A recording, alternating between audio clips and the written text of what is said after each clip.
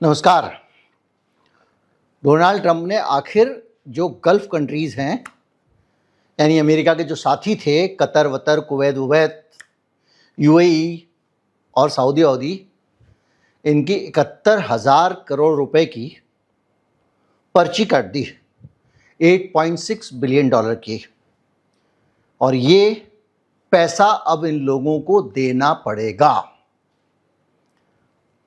पड़ेगा। हाँ जी। लेकिन कहानी कुछ इस तरह से बनाई गई है या बनाई जाती है कि आपको लगेगा नहीं कि युद्ध में जो नुकसान हुआ है उसकी भरपाई ये लोग कर रहे हैं, पर भरपाई यही कर रहे हैं। 71,000 करोड़ रुपए का इस युद्ध का नुकसान की भरपाई जो अमेरिका के बेस टूटे हैं, जो अमेरिका के हथियार टूटे हैं, उसकी करनी पड़ेगी। ये खबर आपने देखी होगी, लेकिन इसका परिवर्तित रूप देखा होगा।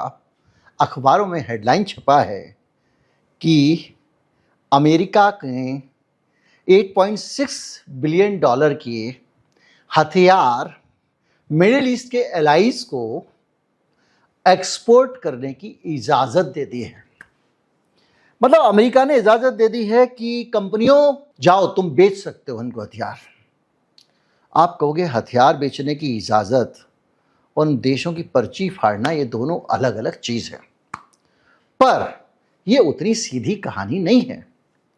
ये 71,000 करोड़ रुपए किस चीज़ के देने हैं? ये 71,000 करोड़ रुपए उन हथियारों के देने हैं जो हथियार अमेरिका के इन देशों में रखे हुए थे, तैनात थे, ईरान ने नष्ट कर दिए। 71,000 करोड़ उन हथियारों के जो यूएई में लगे थे, जो सऊदी में लगे थे, जो कतर में लगे थे, वगैरह वगैरह। तो आप कहेंगे कि क्यों? इसलिए कि अब उनकी जगह नए हथियार लगेंगे। तो पहले जब हथियार लगे थे तब भी अमेरिका ने इनसे पैसा लिया था। अब हथियार जब वो टूट गए हैं तो उनकी जगह नए हथियार लगेंगे, और नए हथियार के साथ साथ ये भी अमेरिका कह रहा है कि भाई अब खरीद ही रहे हो नया, गाड़ी चोरी हो ही गई है, आग लगी गई है, तो ऊपर का मॉडल खरीदो, महंगी वाली खरीद लो, लेटेस्ट मॉडल खरीद लो, यानी और पैसे आन दो। तो जो रेप्लेनिशमेंट है, जो खपत हुई है या जो बर्बादी हुई है, उसकी भरपाई अमेरिका इन्हीं देशों से करा रहा है। लेकिन क्या युद्ध इन देशों का था? नहीं था। क्या इन लोगों ने अमेरिका से कहा था कि हमला कर दो? इनको तो बताया भी नहीं था, यहां तक कि इजराइल को भी नहीं बताया गया था, और अचानक अमेरिका ने हमला कर दिया। अगर अमेरिका ने अचानक हमला कर दिया है और उस लड़ाई झगड़े में इन देशों का नुकसान हुआ है, तो इनकी भरपाई ये क्यों करेंगे? अमेरिका कहता है कि भाई साहब ये नुकसान हुआ है, लेकिन ये नुकसान हमारा हुआ है, तुम्हारा हुआ है तो तुम भरपाई करो ना, क्योंकि हमने वहां पर वो हथियार आपकी रक्षा के लिए रखे हुए थे। तो जब आपकी रक्षा के लिए हमने हथियार रखे हुए थे, अब वो नष्ट हो गए, तो आगे भी तो हमको रक्षा करनी है ना। तो आगे रक्षा करने के लिए जो तुम्हारा कट्टा तमंचा टूट गया है, अब तुम कट्टा तमंचा दूसरा खरीद के दोगे तो हम तुम्हारी रक्षा करेंगे। मतलब मैंने कहा नहीं था गार्ड साहब को कि तुम किसी पे गोली चला दो, और मैं चाहता भी नहीं था ये गोली चलाए। गार्ड साहब का अपना झगड़ा, उनकी मर्जी, बॉडीगार्ड की, शेरा की, मतलब सलमान खान का शेरा जो है, और शेरा ने लिया और गोली चला दी। अब कह रहा है मुझे बंदूक की गोलियां दिलाओ। भाई क्यों दिलाओ?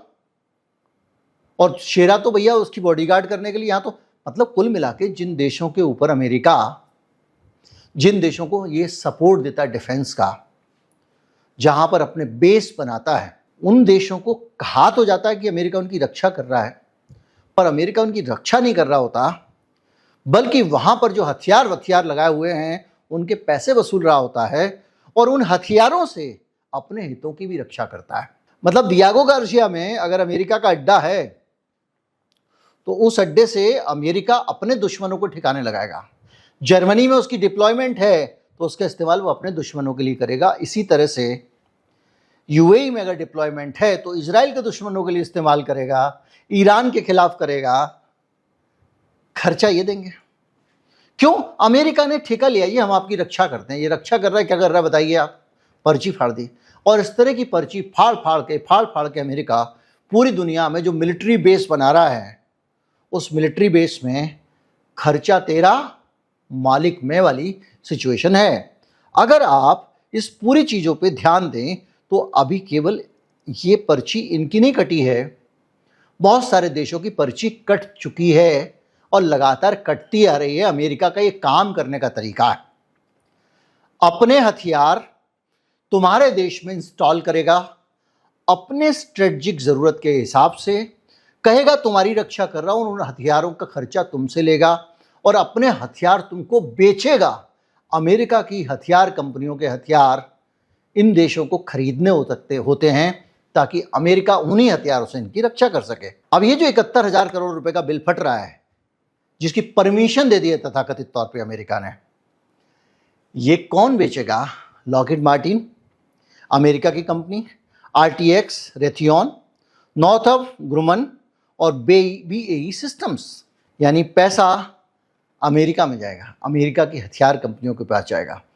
और ये बाकायदा मिडिल ईस्ट के 25-26 के युद्ध और यूक्रेन की लड़ाई में भी कर चुके हैं।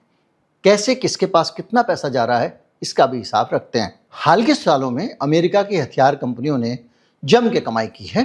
2024 में, बहुत पीछे नहीं जा रहे हैं, पूरी दुनिया का इतिहास ही ऐसा भरा पड़ा हुआ है इनका। 2024 में दुनिया की जो टॉप 100 हथियार बनाने वाली कंपनियां हैं, उन्होंने 56 लाख करोड़ रुपए की कमाई की है हथियारों से। यानी ये दुनिया के देश और दुनिया की सरकारें आपस में ना लड़ रही हों, पूरी दुनिया के अगर बॉर्डर हटा दो तो ये पूरा का पूरा खर्चा ही बच जाएगा। और पहले लड़ाई युद्ध ऐसे होता था कि भैया हर देश अपनी क्षमता विकसित करता था, पराक्रमी राजा होते थे, तलवार होती थी, युद्ध रखने लड़ाके होते थे।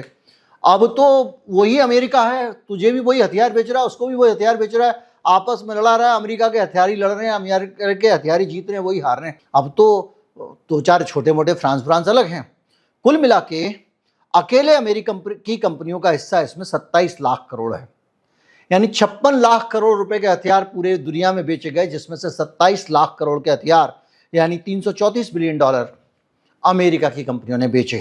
कमाई करने वाली जो टॉप अमेरिकन कंपनियां हैं, उसमें लॉकहीड मार्टिन 5.3 लाख करोड़ रुपए, 24 का आंकड़ा दे रहा हूं, आरटीएक्स 7.3 लाख करोड़ रुपए, नॉर्थरॉप ग्रुमन 3 लाख करोड़ रुपए, जनरल डायनेमिक्स 2.7 लाख करोड़ रुपए और बोइंग की एक डिफेंस अलग है जो हवाई जहाज बनाती है, वो 2.5 लाख करोड़ रुपए।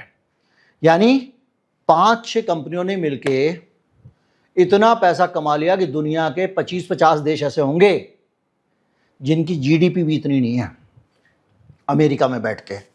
अब क्यों ना अमेरिका की सरकार दुनिया में लड़ाई झगड़े कराए, लगाई बुझाई करे। हाल के युद्धों में यूक्रेन और मिडिल ईस्ट कॉन्फ्लिक्ट के कारण जम के प्रॉफिट फोरकास्ट बढ़ी है लॉकहीड मार्टिन की, आरटीएक्स की। इनका रेवेन्यू 7.3 लाख करोड़ रुपए बढ़ गया और तेजी से बढ़ा है। L3 हैरिस जैसी कंपनियों का प्रॉफिट 33% बढ़ गया है 2026 में। इससे आपको अंदाजा लग जाएगा कि ये पूरा पैसा कहां से आ रहा है। अब पैसा कहां से आ रहा है? हम 5वें सबसे बड़े हथियारों के खरीदार हैं इस साल भारत। पैसा कहां से आ रहा है? मेरे सिलेंडर का दाम बढ़ता है तो एकदम 935 रुपए कमर्शियल सिलेंडर में मोदी जी बढ़ा देते हैं, एक महीने के अंदर ही। पिछले महीने तो बढ़ाए थे। और अमेरिका का, फ्रांस का, जर्मनी का, रूस का जितने भी हथियार खरीदते हैं, वो उसके पैसे कहां से लाते हैं? वो पैसा भी मुझसे ही ले रहा है टैक्स पे। भारत के डिफेंस बजट का एक बड़ा हिस्सा हथियार खरीदने पे जाता है, भारत के बजट का एक बड़ा हिस्सा। हमारे बजट में एक साल के लिए कोई 92 अरब डॉलर रुपए, 92 अरब डॉलर के बराबर रुपए हमारी सरकार ने हथियार खरीदने के लिए रखे हैं, 92 अरब डॉलर। और पिछले साल की तुलना में ये 15% ज़्यादा है। इससे आप अंदाज़ा लगाइए कि कितना पैसा हथियारों पे खर्च किया जा रहा है।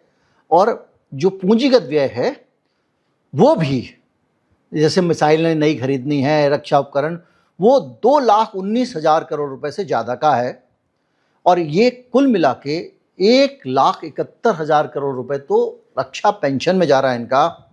पिछले बजट के मुकाबले 15% ज़्यादा डिफेंस बजट दिया गया है। भारत में अगर भारत सरकार कुल मिला के सारी जितनी भी लगान वसूलती है सरकार, जीएसटी से कमाए, एक्साइज से कमाए, दारू पे कमाए, पेट्रोल पे कमाए, सब जितना भी है, उद्योगपतियों से कमाए, सारी जो सरकार टैक्स ले रही है, इस पूरी लगान से जो पैसा आता है उसका 15% के आसपास, 4.67%, 15% पैसा हथियारों पे जाता है। अब आप अंदाजा लगाइए, भारत जैसे गरीब देश जिसमें लोग अनाज खैरात का खा रहे हैं, उस देश की पूरी टैक्स की कमाई का 15% ये जो बड़ी बड़ी कंपनियां हैं, ये कंपनियां ले जाती हैं, बदले में फुंतरू पकड़ाती हैं। उन फुंतरुओं को ईरान ने बता दिया कि ये कुछ भी नहीं है, ये सिर्फ महंगा आइटम है और ये जीतने की गारंटी नहीं है। माफ़ कीजिएगा, अभी इस पे विवाद है, मैं इसको कोई फाइनल चीज़ कहना नहीं चाहता हूँ, लेकिन हमने छोटे से ऑपरेशन सिंदूर में देख लिया कि कौन से हथियार में कितनी दम होती है। कुल मिला के मिडिल ईस्ट में Israel, UAE, Qatar, Kuwait, Saudi Arabia ने सिर्फ 2026 में 6.8 अरब डॉलर गवा दिए। यूक्रेन के युद्ध में युद्ध कराया अमेरिका ने और कहा यूक्रेन की मदद करो। सारे यूरोपीय देश, सारे नाटो के पार्टनर मोटे हथियार खरीद रहे हैं, यूक्रेन को दे रहे हैं, भाई तू इसको फूंक। जैसे समझिए कि सारे मोहल्ले के लोग खूब सारे पैसे उनको कहा जाए दो, ताकि ये जो मुन्ना है आतिशबाजी जला सके। वो रॉकेट पे रॉकेट चला रहा है, फुलझड़ी चला रहा है, भाई इस तरह से हथियार खर्च कर रहा है, पूरा यूरोप लुट गया। लगातार कैश फ्लो बना हुआ है, मैसिव ऑर्डर्स दिए हैं, डिटेल्स में जाऊंगा तो गड़बड़ हो जाएगा। मिसाइल सिस्टम, एम्यूनिशन, सारा का सारा। जापान खूब हथियार खरीद रहा है अमेरिका से। क्यों? उसको चीन से डरा के रखा हुआ है। ताइवान, भाई तू खरीद ले वरना चीन तेरे को मारेगा। और तो और साउथ कोरिया, इन सब को अमेरिका हथियार भी दे रहा है, और हथियार देने के साथ साथ वहाँ पे वही मॉडल मिडिल ईस्ट वाला, इनके अड्डे भी रखे हुए हैं, अपने हथियार भी रखे हुए हैं, उनका पैसा भी लिया हुआ है। ये जो कहता है ना फलां को इतने हथियार देंगे, फलां को इतने मदद देंगे, वहाँ किसी को भी फ्री में कुछ नहीं मिलता। मतलब है सीधी सी बात ये है कि भैया देखो हम तुम्हारे घर आ रहे हैं, हम खाना अपनी पसंद का ही खाएंगे, ठीक है साहब, तो लो भाई ये आप फला फला हलवाई के यहाँ से इमरती मंगा लो शुद्ध की मैं वही खाऊंगा। मतलब पेमेंट आप करते जाओ और फरमाइश में रखता जाऊंगा। खैर कुल मिला के ये सारे लोग अमेरिका की कंपनियों का पेट भर रहे हैं, और ये सारी की सारी चीज़, इसके अलावा और सारी चीज़ें समझिए भाई। अगर गाड़ी चलाओगे तो मेंटेनेंस भी होगा ना, सर्विस करानी पड़ेगी, उसके अंदर समय समय पर ऑयल फिल्टर विल्टर बदलते हो ना, ऐसे ही हथियारों का भी होता है। और इनके अंदर कंपनियां, अब लॉकहीड मार्टिन की मर्जी, जो बोल दे, बोले भाई ये इसमें एक स्क्रू तुमको बदलना पड़ेगा, ये 2 लाख रुपए का है तो है, और लॉकहीड मार्टिन कोई दूसरा स्क्रू नहीं लगा देगा उसकी जगह, मेरी गारंटी नहीं भाई, हथियार का मामला है। उसका इंजन ऑयल लगाएगा तो वो भी कहो तो 2 लाख रुपए लगा दे, उसकी मर्जी। तो जो मेंटेनेंस है उसके जरिए भी मोटा पैसा इन देशों से लिया जाता है, हमारा देश भी देता होगा। इसके साथ साथ बहरीन, ये सब, इसमें राडार सिस्टम, मिसाइल डिफेंस, सब जगह अमेरिका लूट रहा है। यानी दुनिया अपने देश का, दुनिया के देश पैसा कमा रहे हैं, पैसा कमाने के बाद उस पैसे से सरकार टैक्स ले रही है। अरब देशों का तेल पूरी दुनिया में बिक जा रहा है, बेच बेच के बेचारे तेल बेच के पैसे लाते हैं, फिर ये कहते हैं हम तुम्हारे सिक्योरिटी गार्ड है, कल से हम ही नौकरी करेंगे, ठीक है साहब, हमारे से ही बंदूकें खरीदो, ये बंदूक बम तमंचे तुमको खरीदने पड़ेंगे, ठीक है, हम अपने दुश्मनों पे चलाएंगे, वो भी ठीक है साहब, अब दोबारा खरीदो क्योंकि वो ख़त्म हो गए पहले वाले। कुल मिला के सरल तरीके से आप समझ गए होंगे कि दुनिया में हथियारों की लूट क्यों चलती है, और आपको ये भी साफ समझ में आ गया होगा कि अमेरिका हर जगह मोटी मोटी लड़ाइयाँ क्यों करवाता है, और ये जिसका सगा बनता है, जिसका साथ देता है, उसी को लूटता ज़्यादा है, पैरासाइट की तरह, किसी परजीवी की तरह। इन मिडिल ईस्ट देशों के साथ में यही हो रहा है। इनको कुछ नहीं पता था ईरान ने इनके ऊपर बम गिराए, क्यों? क्योंकि इनके यहाँ पे अमेरिका के अड्डे थे, ना होती तो गिरते नहीं।